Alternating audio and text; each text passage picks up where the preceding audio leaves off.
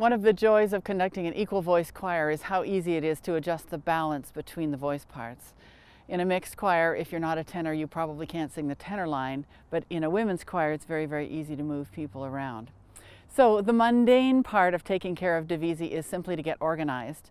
And I give my choir at the beginning of the year a sheet of paper that has on the left-hand side a column dividing them into 4 parts: soprano 1, soprano 2, alto 1, and alto 2.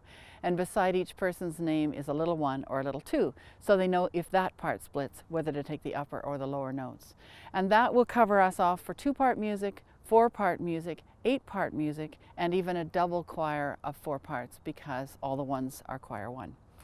On the right-hand side of the page, they're divided into 3 parts, and I always refer to those as top, middle, and bottom if I want an equal 3-part split. Composers and publishers will call those parts many, many different things, and it gets very confusing. So no matter what it says in the score, they know I'm going to say top, middle, and bottom to take care of that.